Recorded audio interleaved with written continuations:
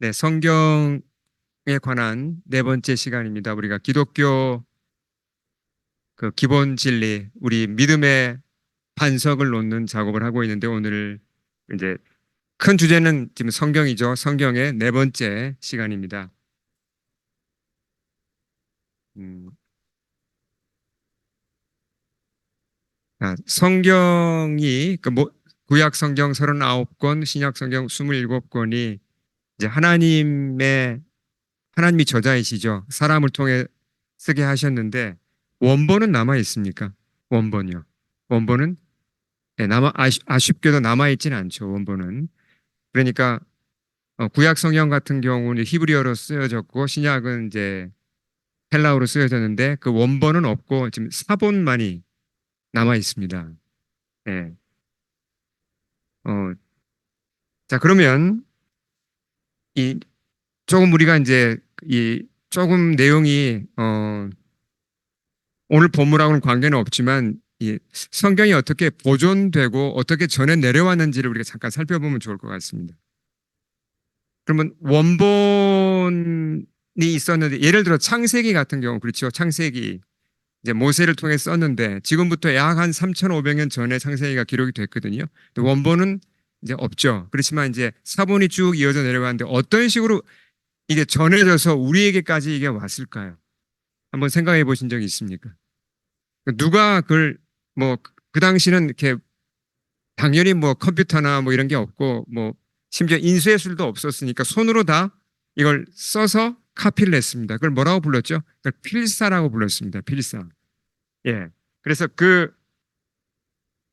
어, 페이지를 한번 넘겨주시겠습니까? 혹시 제가 이 동작이. 네. 여기 이제 사진에 나와 있는 그 성경이 전형적인 그 성경 두루마리죠. 고대에는 그러니까 성경책이 지금과 같은 책이 아니라 이런 스크롤, 예, 긴 양피지나 파피루스를 가지고 이렇게 이런 형태의 책을 만들었죠. 그래서 어, 서기관들이 성경을 이렇게 필사를 했습니다. 우리 신약 성경에 자주 등장하는 그 서기관이라는 사람들, 보통 서기관 그러면 우리가 좀 안 좋은 이미지를 가지고 있어요. 예수님하고 많이 갈등을 일으켰기 때문에. 근데 원래 서기관이라는 사람들은 굉장히 중요한 일을 맡은 겁니다. 스크라이브라는 게 뭡니까? 성경을 필사하는 사람들이에요. 뜻도 모르고 필사하면 안 되겠죠. 뜻을 알고 필사를 해야 되니까 굉장히 중요한 임무를 맡았던 사람들입니다. 그래서 자, 성경을 필사하는 목적은 두 가지죠. 자, 정리를 해보겠습니다. 왜 필사하죠? 첫째는 성경을 보존해야 되니까 이 두루마리를 오래 쓰다 보면 이게 닳아서 나중엔 다 낡아서 못 쓰게 됩니다. 그러니까 후대 성경을 전해주려면 필사해서 똑같은 이제 그 내용을 간직을 해야 되니까 첫째가 성경을 보존하기 위함이었고 두 번째는 어떻습니까? 성경 이게 한 권만 있으면 됩니까? 여러 권이 필요합니까? 여러 권이 필요하죠. 예, 공동체가 큰데 예배를 여러 곳에서 드리기 위해서는 많은 카피가 필요합니다. 그래서 이제 서기관들이 성경을 필사를 한 겁니다. 자, 그러면 이런 생각이 들죠. 필사할 때 이걸 실수하면 실수가 안 일어날까요? 예를 들어 중요한 단어 하나를 빠뜨릴 수도 있고 단어를 잘못 쓸 수도 있고 그렇잖아요. 한글에서도 보면 이게 모음 하나에 따라 완전히 뜻이 달라지는 경우도 참 많습니다. 예, 그렇죠? 예. 시간 관계상 제가 그런 예를 다 들 수는 없지만 우리가 잘 이해합니다. 토시 하나가 이게 실수로 잘못 써도 뜻이 달라질 수가 있습니다. 그런 실수가 없었을까, 성경에는? 그런 의문이 들죠. 또, 이런 것도 생각할 수 있죠. 필사를 하다 보면 서기관도 사람인데 유혹을 받지 않겠습니까? 예를 들어서, 이런 내용은 좀 너무 강하다. 이거 좀 약하게 쓰고 싶다. 왜, 그럼, 하나 예를 들어서요. 구약 성경에 보면 이스라엘의 치부가 드러나는 사건이 무지무지하게 많이 나옵니다. 아주 적나라한 그것도 너무 입에 올리기도 부끄러운 사건도 많았어요. 뭐 성적인 타락부터 시작해서 뭐 정말 속이고 서로 죽이고 뭐 그 서기관들이 자기들 조상들 얘기잖아요. 자기 집안 사람들 얘기입니다.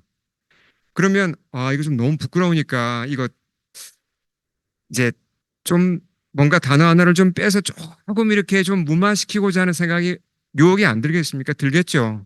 예. 그리고 또 사회적으로 압력을 받을 수도 있어요. 예. 아, 우리가 이제 대외적으로 이스라엘이 좀 창피하지 않냐. 이런 내용은 좀 이렇게 좀 축소합시다. 그렇게 압력을 받을 수도 있죠. 그걸 다 들어주다 보면 어떻게 되죠? 성경 내용이 예, 한 번 카피하고 두 번 카피하고 세 번 이렇게 50년, 100년, 200년 지나면 내용이 슬슬 바뀌는 겁니다. 실제로 역사를 보면요. 로마의 고대 로마나 고대 그리스나 동양도 마찬가지입니다. 중국이나 이런 쪽 한국까지 포함해서 고대 문헌들은 필사를 통해서 계속 보존되어 왔거든. 그러다가 필사 과정에서 많은 삭제가 있었고 많은 첨가가 있었습니다. 그래서 원본과는 달라진 문서들이 굉장히 많습니다. 성경에는 그런 일이 일어나지 않았을까요? 그래서 이제 학자들이 이런 것을 관심 가지고 조사를 했습니다. 근데 결과가 어떨까요? 내용이 전혀 바뀌지 않았습니다. 그러니까 물론 아주 미세한 그런 차이는 있어요. 예를 들어서 유대인들이 보세요. 어, AD 70년에 이스라엘이 로마에 의해서 멸망했습니다. 그럼 이스라엘은 다 흩어졌죠. 그러니까 유대인들이 다 흩어져 살았습니다. 일부는 중동 지방에 그대로 살고 일부는 터키 지방으로 가고 유럽으로 가고 북아프리카로 가고 그러면 이렇게 한번 비교를 해보죠. 유럽에 뭐 예를 들어서 유럽 저쪽 스페인 쪽에서 어떤 유대인 공동체가 있습니다. 그럼 그 사람들은 거의 뭐 몇백 년, 천 년 동안 거의 거기서 사는 거예요.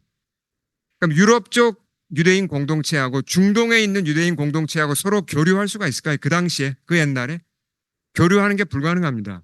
서로 뭐 자주 모일 수도 없고 뭐 편지를 보내기도 힘들고 그러니까 유럽 스페인 쪽에 있는 이스라엘 공동체는 한 1000년 넘게 그냥 거기서 성경을 계속 카피해서 쓰는 겁니다. 쭉 필사해서 쓰는 거죠. 그러니까 몇 번 카피가 된지 몰라요. 여러 번 필사가 됐죠. 그 다음에 중동 쪽에서 똑같은 일이 일어난 겁니다. 계속 카피가 됐죠. 그러면 예를 들어서 1000년이 지났을 때 양쪽 유럽 쪽 카피하고 중동 쪽 카피가 서로 같을까요? 다를까요? 이게 상식적으로 생각하면 달라질 수밖에 없습니다. 사람이기 때문에. 좀 전에 말씀드린 것처럼 실수도 하고 또 바꾸고 싶은 유혹도 받고 그렇기 때문에 양쪽 카피가 많이 달라집니다. 근데 약 한 AD 900년 무렵에 유대인들이 스스로 그래서 여러 공동체에 있는 성경들을 서로 비교해 봤어요. 유럽 쪽, 아프리카 쪽, 중동 쪽 자체적으로 이것을 모아다가 그 랍비들이 이걸 비교를 해봤습니다. 그러면서 나온 게 이제 마소라 사본이라는 게 나왔는데 뭐 그것까지는 우리가 몰라도 되지만 비교를 했을 때 내용은 동일했습니다. 그러니까 정말 아주 미세한 그런 차이를 빼고는 내용이 동일했다는 거죠. 그러니까 여기서 우리가 뭘 보셔야 되냐면 성경을 누가 보존해 주셨냐는 겁니다. 사람이 보존하고자 하면 이게 할 수가 없어요. 예. 사람의 힘으로는 이렇게 성경을 보존할 수가 없다는 겁니다. 그러니까 하나님의 전능하심, 하나님의 손길이 있었기 때문에 성경이 이렇게 보존될 수가 있었다는 겁니다. 그래서 모세가 썼던 그 원본 창세기와 우리가 가지고 있는 오늘날 이제 물론 이제 히브리어 그를 얘기합니다. 히브리어 현대인들이 가지고 있는 히브리어 창세기는 99.99%가 같습니다. 성경 모든 66권이 다 그렇다는 얘기죠. 하나님의 전능하신 손길이 있었다는 걸 우리가 기억해야 되고요. 또 하나 우리가 역사적으로 알아두면 좋은 사건이 뭐냐면 여러분 사해 지역에서 홈난 지역에서 많은 문서들이 발견됐다는 걸 아마 들어보셨을 겁니다. 이 사건을 우리가 이제 좀 짚고 넘어가야 되는데요.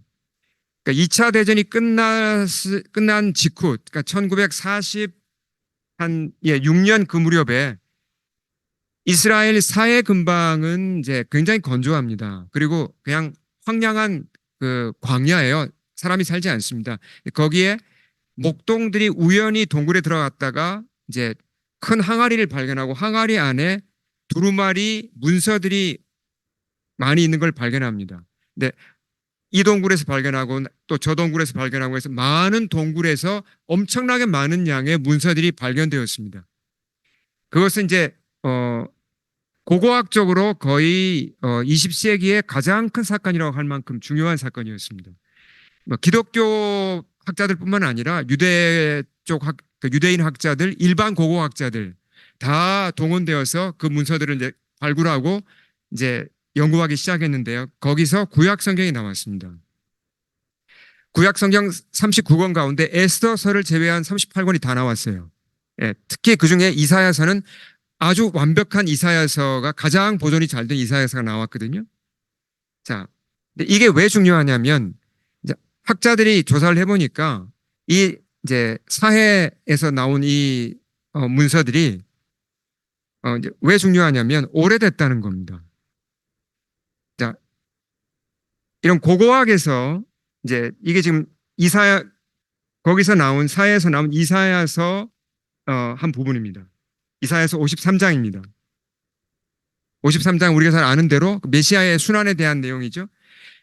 그 탄소 연대 측정법이라는 게 있습니다. 이건 이제 많이 쓰는 방법이죠. 이제 오래된 물건이나 뭐 그런 것들이 얼마나 몇 년 전 거냐를 이제 아는데 그 조사하는데 쓰이는 방법으로 해보고 또 서체를 연구해 보니까 이건 이제 그 넌 크리스찬 학자들도 모두 다 동의하는 내용입니다.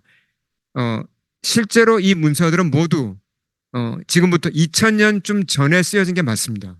그건 전혀 의심의 여지가 없습니다. 그러니까 2000년 전에 살았던 사람들이 그 문서를 거기 남겨놓은 거예요. 그들이 누구죠?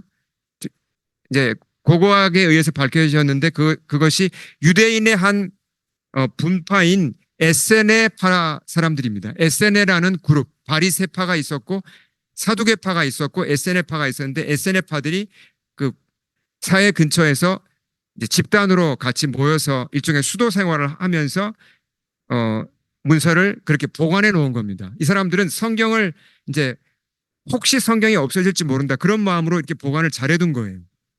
근데 그게 2000년 동안 덮여 있다가 발견된 겁니다. 그러니까 굉장한 사건이었죠. 자연스럽게 어떤 관심이 갑니까? 그러면 2000년 전에 이 성경과 숨어 잠들어 있다가 나온 거잖아요. 그럼 우리가 가진 성경은 뭐예요? 2000년 동안 계속 필사되어서 뭐 수십 번 이상 필사됐겠죠. 수십 번, 수백 번 필사된 그 성경이 과연 얼마나 차이가 날까 하는 거였습니다. 비교를 해봤을 때 차이가 없었어요. 동일했습니다. 물론 뭐 아주 미세한 차이는 있습니다. 근데 그건 뭐 내용에 전혀 지장을 주지 않을 그런 차이밖에 없었죠. 자, 뭘 알 수 있습니까? 하나님이 성경을 보존하신다는 겁니다. 하나님이 성경을 보호하셨다는 겁니다. 인간의 능력으로 이게 될 수가 없다는 거죠. 자, 앞을 보시면서 크게 마태복음 5장을 우리 크게 한번 읽겠습니다. 시작. 진실로 너에게 이르노니 천지가 없어지기 전에는 율법의 1.1획도 결코 없어지지 아니하고 다 이루리라. 누구 말씀이죠? 예수님이 산상수훈에서 주신 말씀이에요. 이 말씀은 이제 하나님의 말씀이 다 이루어진다는 뜻도 있죠. 여기에는 하나님의 말씀은 그대로 이루어진다. 그렇지만 여기 어떤 뜻도 숨어 있습니까? 성경, 하나님이 사람에게 인류에게 주신 이 성경은 뭐라고요? 하나님이 지키시고 보호하셔서 하나님의 전능하신 손길로 성경을 보호하고 계신다는 것을 여기서 이 말씀에서 우리는 다시 확인할 수 있습니다. 예. 그래서 사람들이 유혹을 받아 성경 내용을 변경하고자 한 것도 하나님이 다 막아주셨고 실수로 필사하다가 내용이 바뀌는 것도 막아주셨고 여러 뭐 전쟁과 여러 이런 뭐 자연재해나 이런 걸로 말미암아 성경이 끊어질 것 같은 것도 다 막아주셨고, 그러니까 하나님이 성경을 이렇게 보호하고 계신다는 겁니다. 목적이 뭐예요? 하나님이 성경을 이렇게 보호하시고 보존하시는 목적이 뭐죠? 우리에게 성경을 주고자 하시는 겁니다. 우리는 지금 이 성경을 물론 이제 귀하다는 걸 알지만, 여러분 아침에 성경책 봤을 때 감동이 있으십니까? 아니면 부담이 있으십니까? 성경을 쥐었을 때 감동이 있어야 됩니다. 아, 그냥, 이게 그냥 어디 뭐 그냥 귀한 책 정도가 아니라는 겁니다. 방금 본 대로 구약 성경, 우리 앞에 창세기부터 말라기까지 구약 성경은 수많은 사람들이 필사한 겁니다. 수많은 사람들이 목숨을 걸고 성경을 지켰고 성경을 필사하기 위해 평생을 바친 사람들이 수두룩합니다. 신약 성경도 마찬가지죠. 목숨을 걸고 하나님의 말씀, 이 성경을 지켰다는 겁니다. 이게 바뀌지 않도록 지켰고, 그리고 또 성경을 보급하고자 애를 썼고, 그리고 실제로 한국에 성경이 들어올 때, 우리 조선 말기에 성경이 들어올 때도 보면 그 너무나 드라마틱한 일들이 많았잖아요. 성경이 이렇게 우리가 읽을 수 있는 한글로 번역이 되고, 지금 우리는 한글뿐만 아니라 영어로도 우린 읽을 수 있고 또 불어로도 읽을 수 있고, 이 모든 것 뒤에는 누가 계시다는 겁니까? 하나님이 계시다는 겁니다. 하나님이 성경을 보존하시고 보호하시고 이렇게 우리로 하여금 성경을 읽도록 하나님이 일하고 계신다는 겁니다. 굉장한 열심을 쏟아부어서요. 이걸 느끼셔야 돼요. 성경을 보실 때 그런 감동의 전율을 느끼셔야 됩니다. 저만 느끼나요? 아니죠. 여러분 다 느끼시죠? 네. 그만큼 성경은 보통 책이 아닙니다. 하나님과 교통할 수 있는 책이고 결국 구원이 성경을 통해 오는 거잖아요. 그래서 오늘 읽은 본문도 바로 그 점을 보여줍니다. 성경이 얼마나 중요하고 성경을 통해서 홀리 스피릿, 성령님이 일하신다는 것을, 한 사람을 구원하신다는 것을 아주 단적으로 보여준 사건이 오늘 사건입니다. 자, 갈라디 그 사건을 한번 보겠습니다.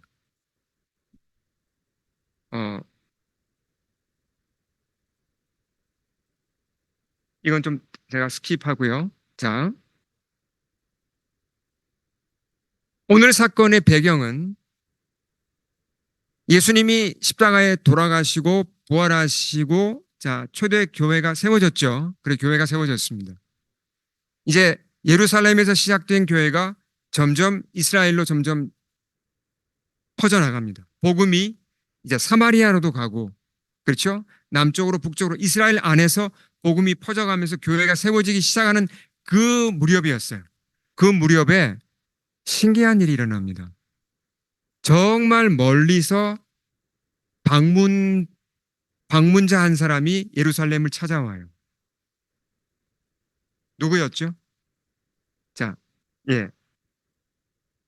에티오피아. 오늘날과 뭐 약간 그 국경은 다르겠지만 실제로 에티오피아가 이렇게 오래된 나라입니다. 에티오피아 어디 있는지 아시죠? 아프리카 북동부에 있잖아요. 고원지대에. 거기 출신 어떤 사람이 예루살렘에 예배를 드리러 왔다가 돌아가고 있었습니다. 네, 굉장히 특이한 일이죠. 근데 이 사람이 누군지 한번 알아보겠습니다. 먼저는 이 사람의 직업이 뭐였죠? 여왕의 국고를 맡았다. 그러면 어느 정도 이 사람이 일을 하고 있다는 거죠? 그러니까 재정 담당 그러니까 총리 급에 해당하는 굉장히 높은 사람입니다. 그렇죠? 예. 근데 이 사람이 넷이란 말이 무슨 말입니까? 우리 아마 청년들은 이제 이 단어가 좀 생소할 텐데 영어로 보시면 이해가 되죠. 이 유누크란 말이 무슨 말인지 알 겁니다. 동양도 그랬고 서양도 그랬고 뭐 이쪽 그 아프리카도 다 비슷했는데 고대 특히 그런 게 많았죠. 그러니까 궁중에서 일하는 남자들 같은 경우는 어떤 그 성 기능을 이제 에, 일종의 그 뭐 뭐라고 표현하나요? 참 이제 불구자로 만들었죠. 예. 불구자로 만들어서 이 사람은 결혼도 못하고 아이도 갖지 못하는 이제 그런 상태로 만들어서 궁중 일을 보게 한 겁니다. 예. 한국에서도 보면 우리가 사극 보면 맨날 나오는 분들이 이제 그 내시들이잖아요. 그런 이제 내시였습니다. 이 사람도 그러니까 성적으로는 불구자였죠. 근데 많은 그 나라들이 실제로 이런 그 전통을 가지고 있었다고 합니다. 아프리카도 그렇고 그렇게 해서 이제 어 직업적으로 이 사람이 아주 출세하고 높은 자리에 올랐지만 개인적으로는 내시라는 성불구자라는 그런 아픔을 가진 사람이었습니다. 근데 이 사람이 어떻게 예배하러 왔을까요? 도대체 어떻게 된 겁니까? 이디오피아 사람인데 그 당시 학자들에 의하면 디아스포라 유대인들이 많았습니다. 아마 이 사람도 에티오피아 사람이지만 아마 유대인이었을 가능성이 큽니다. 예, 디아스포라 유대인이었을 가능성이 크고 아니라면 혹시 아니면 유대인에게 전도를 받아서 유대교에 입교한 사람일 수도 있습니다. 그러니까 여호와 하나님을 알았고 예배드리러 온 거죠. 예. 자, 우리가 한 가지 더 생각해야 되는 건 계속 지금 이 사도행전이 이 사람을 소개하면서 내시란 말을 계속 반복을 해요. 예, 별로 이렇게 썩 기분이 좋은 단어가 아닌데 그 단어를 계속 쓰거든요. 이유가 있습니다. 이 사람을 소개할 때 계속 내시라는 말을 저는 그냥 이디오피아 사람 이렇게 부르면 좋겠는데 성경은 내시가 이렇게 이 사람의 정체성을 그렇게 말을 하거든요. 자, 내시라는 사람은 이제 성불구자이기 때문에 결혼도 못하고 아이를 못 가진다. 그 당시 사회를 보면 사람이 결혼을 못하고 아이를 갖지 못한다는 것은 굉장한 핸디캡이었습니다. 아주 심각한 문제였어요. 오늘날이야 큰 문제가 안 될 수 있지만 그 당시로서는 심각한 결핍이죠. 예. 이 사람은 그러니까 결핍을 가진 사람이었습니다. 그렇잖아요. 결핍. 예. 어, 사람은 누구나 결핍이 있습니다. 예를 들어서 뭐 아버님이 일찍 돌아가셨다든지 이것도 결핍이죠. 사랑을 충분히 못 받았다. 이것도 결핍입니다. 그렇죠? 그리고 태어날 때부터 어디가 이제 몸에 어디가 이상이 있다. 뭐 한쪽 눈이 안 보인다. 귀가 안 들린다. 다 결핍이죠.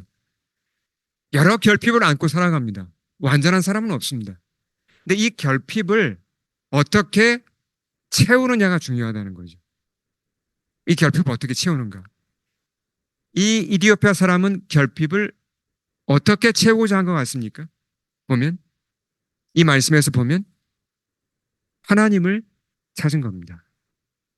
물론 결핍 때문에만 하나님을 찾는 건 아니죠. 하나님이 내 결핍을 채워주는 도구만은 아닙니다. 그렇지만 결핍 때문에 내가 마음이 겸손해져서 하나님을 찾는다면 참 좋은 일이죠. 이 사람은 자신의 결핍을 하나님께로 예, 하나님을 향하여서 하나님을 붙잡아서 하나님으로부터 체험을 받고자 했습니다. 근데 이제 그 여러 그 심리학자들의 얘기를 들어보면요. 제가 이제 좀 조사를 해봤는데, 제가 그 애딕션에 참 관심이 많습니다. 그 중독. 왜냐하면 현대인들의 이 문제 가운데 여러 그 중독이 참 심각한 문제잖아요. 알코올 중독, 담배 중독, 그 다음에 드럭, 뭐 마약 중독에다가 중독이 거기에만 그치는 게 아닙니다. 제가 신학교 다닐 때 여기 이제 크리스찬이 운영하는 그 리헵 센터가 있습니다. 그 중독자를 치료하는 센터에 거기서 이제 인턴을 한 몇 주 한 적이 있는데 들어가 보면 굉장한 그 우리가 참 잘 모르는 중독도 많아요. 예. 뭐 도박 중독자도 굉장히 많고요. 몬트리올에 보면 또 뭐 포르노 중독 이것도 아주 심각한 문제입니다. 현대인들이 이 중독에 많이 빠지는데 그 많은 심리학자들이 뭐라고 얘기를 하냐면 중독되는 이유가 뭘까? 뿌리가 뭘까? 왜 사람이 이렇게 쉽게 중독이 되나? 결핍 을 잘못 채우고자 하다가 중독이 된다는 거죠. 결핍을 느끼죠. 아, 뭔가 허전하다. 아니면 이 내시 같은 경우도 결핍이 있잖아요. 그런 결핍을 뭔가 좀 위로가 필요하고 좀 쉼이 필요하고 뭘 나를 좀 내 마음을 좀 이렇게 채워줄 게 없을까? 이 결핍을 채우는데 잘못 채우다가 결국은 애딕션으로 간다는 얘기입니다. 그런 경우가 굉장히 많다는 거죠. 잠깐 통계를 보면요. 캐나다에서 1년에 교통사고로 돌아가시는 분들이 약 1,800명쯤 되더라고요. 그러니까 교통사고는 조금씩 줄어요, 오히려. 한 20년 동안 통계를 보면. 적은 숫자는 아니죠. 근데 약물 중독으로 죽는 사람이 모두 몇 명쯤 될 것 같습니까? 캐나다에서. 약물 중독, 알코올, 그다음에 뭐 마약 이런 거 다 포함해서 약물 중독으로 병드는 사람이 아니라 죽는 사람이요.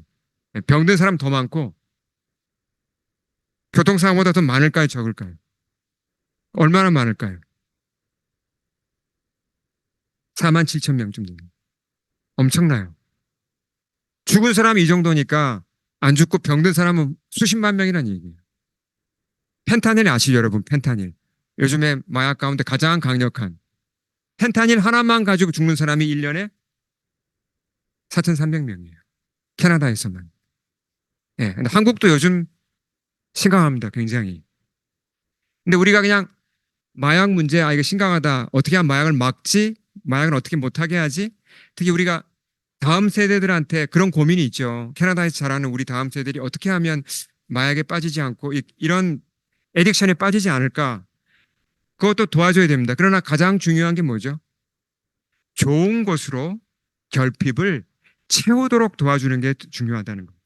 그러니까 많이 사랑해주고, 그렇죠? 그리고 하나님 사랑 잘 받도록 도와주고, 이렇게 해야 된다는 거죠. 어쨌든, 이 결핍을 잘못 채우면 애딕션으로 간다는 겁니다. 근데 이 에디오피아 사람은 이런 점에서 참 우리한테 중요한 하나의 그 본을 보여주죠. 그렇죠?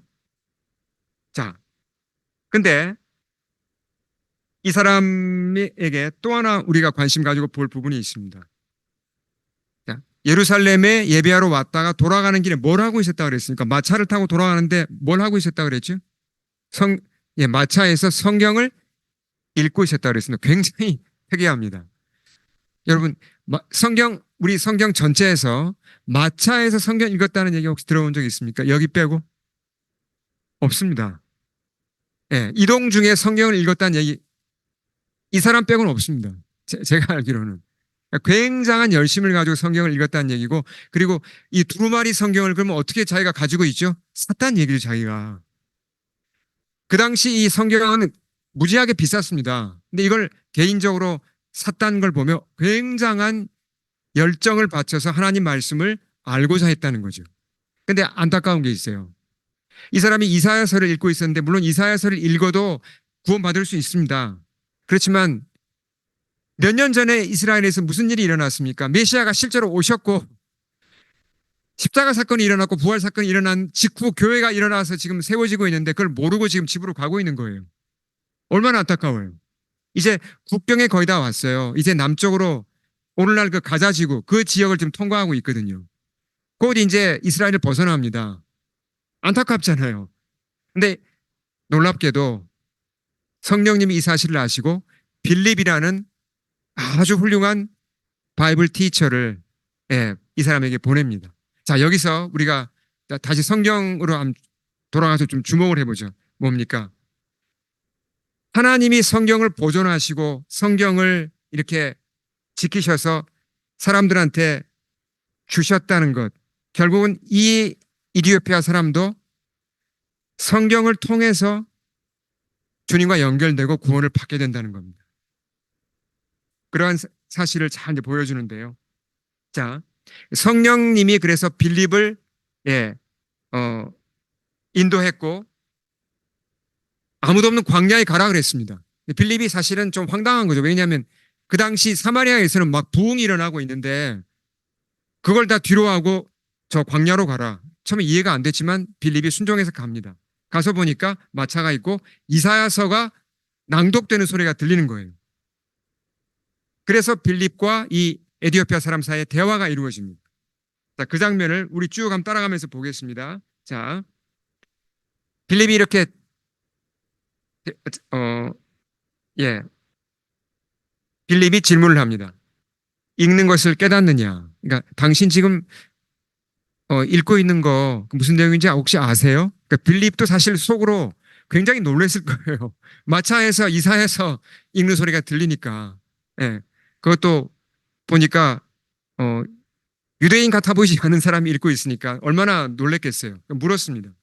뭐라고 답을 하죠? 자, 읽겠습니다. 31절 같이 읽겠습니다. 시작.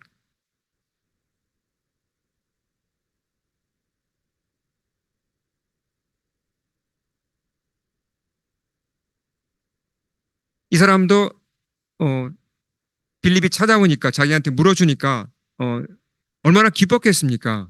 놀라기도 하고 기쁘기도 하고 어? 내가 성경 읽는 것에 대해서 이 사람이 처음 보는 사람인데 관심을 가지고 도와주려고 그러네? 지금 읽는 내용이 뭔지 모르겠으니까 저를 좀 도와주십시오. 제가 이걸 이해할 수 있도록 도와주세요라고 요청을 한 겁니다. 그래서 빌립이 마차로 올라갔고 마차가 가는 가운데 거기서 성경 공부가 이루어지는 겁니다.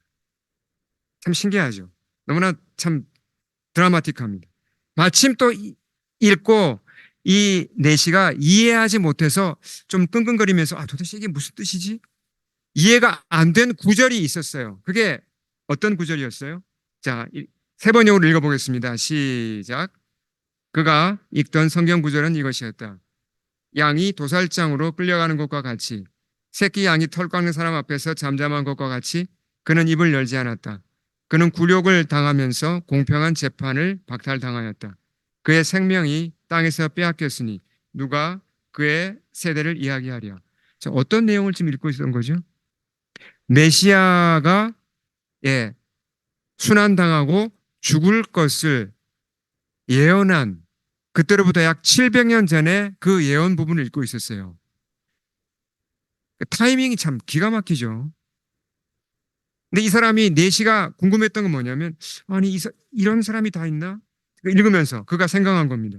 아니 이 사람 보니까 죄가 없는데 왜 도살장으로 끌려가는 것처럼 끌려가지? 도대체 누구야? 이사야야? 아니면 또 다른 사람이야? 누구지? 근데 공평한 재판도 못 받았다고? 결국 이 사람이 죽었네? 야, 이렇게 의로운 사람이 왜 죽지? 이 사람 누군지, 이 사람이 누군지 난 진짜 궁금하다. 그런 의문을 가지고 있던 중에 빌립한테 그걸 물은 거예요. 그러니까 빌립은 뭐 너무 반가운 거죠. 예. 자, 내시가 이렇게 물은 겁니다. 그가 이 질문 참 순수하고 여기서 간절한 하나님을, 그러니까 그리스도를 알고자 하는 소원이 그대로 묻어나는 말을 한 거죠. 그렇잖아요. 어, 이게 도대체 누굽니까? 누구길래 이런 어려움을 겪고 죽습니까? 라고 이제 물었을 때 빌립이 입을 열어서 그 말씀부터 시작해서 예수를 가르쳐 복음을 전했습니다. 예, 성경을 기초로 그 예언을 기초로 복음 전하기가 얼마나 쉬웠겠습니까? 이 예언이 700년 전에 이 예언이 그대로 이루어졌습니다. 우리가 그걸 봤어요. 이분이 실제로 메시아가 오셨고 십자가에 죽으셨고 우리를 사랑하셔서 그 모든 걸 감당하셨고 그러나 그분은 부활하셨습니다. 그걸 감동적으로 전했단 말이죠. 그러니까 이 내시가 그대로 아멘하고 그리스도를 받아들였고 그의 인생이 변합니다. 얼마 후에 이제 길 가다가 물이 있는 곳에 이르니까 스스로 이렇게 말을 합니다. 내시가 저 뵙티즘 받아야겠습니다. 받고 싶습니다. 예. 그러니까 원래 이 세례는 사람을 이제 물속으로 이렇게 잠궜다가 빼는 거잖아요. 물이 있었으니까 거기서 뵙티즘 침례를 받습니다. 정말 아름다운 일이 일어난 거죠. 물에서 올라올 때 성령님이 빌립을 데리고 가셨어요. 다른 사역을 위해서. 근데 그 다음에 이 내시의 행동을 성경이 뭐라고 표현합니까? 내시는 뭐라고요? 기쁘게 길을 감으로 인생이 바뀌었습니다. 결핍이 채워졌습니다. 왜요? 메시아를 만났으니까요. 그는 이제 혼자가 아니잖아요. 주님이 그와 동행하시고, 그는 이제 거듭난 하나님의 생명을 그가 갖게 되었고, 기쁘게 자기 길을 가게 된 겁니다. 이 모든 것이 어떻게 출발되었습니까? 그가 이사야서를 읽음으로 하나님이 그렇게 잘 보존해 주시고 보호해 주시고 그렇게 하나님이 잘 지켜주신 성경이 이 내시의 손에까지 들어가게 되었고 결국은 그 성경을 기초로 그는 구원을 받은 겁니다. 성경의 소중함이 잘 드러나는 사건이에요. 우리가 이 성경을 대할 때 여러분 그냥 덤덤하면 이 문제가 있는 겁니다. 성경이 내 손에 들어왔다는 건요. 하나님이 정말 나를 아신다는 거고 나를 뜨겁게 사랑하신다는 겁니다. 이렇게 성경이 많이 보급되었고 많이 번역되었지만 사람들이 성경을 안 찾잖아요. 관심이 없잖아요. 수많은 사람들이 다 속고 있잖아요. 더 재미있는 게 있다. 더 즐거운 게 있다. 세상 사는 지혜가 성경이 아니라 훨씬 더 성공할 수 있는 길이 있다. 많은 사람들이 속고 있습니다. 그 가운데 우리는 성경을 받았고 성경을 통해서 그리스도를 알 수 있는 길이 열렸습니다. 그리고 주님을 만났고 주님을 따르고 있습니다. 이게 얼마나 복된 겁니까? 우리가 성경을 대할 때마다 꼭 기억해야 됩니다. 이 내시를 우리는 꼭 기억하면 좋겠습니다. 그리고 이 성경을 필사하고 보존하고 지키기 위해 피 흘리고 땀 흘렸던 그 수많은 사람들 그리고 그 뒤에 계신 우리 아버지 하나님 그분을 기억해야겠습니다. 그리할 때 우리가 이 성경을 통해서 주님과 더 잘 연결될 수 있고 주님과 더 잘 교통할 수 있고 우리의 삶이 훨씬 더 피어날 겁니다. 아멘. 우리 함께 기도하겠습니다.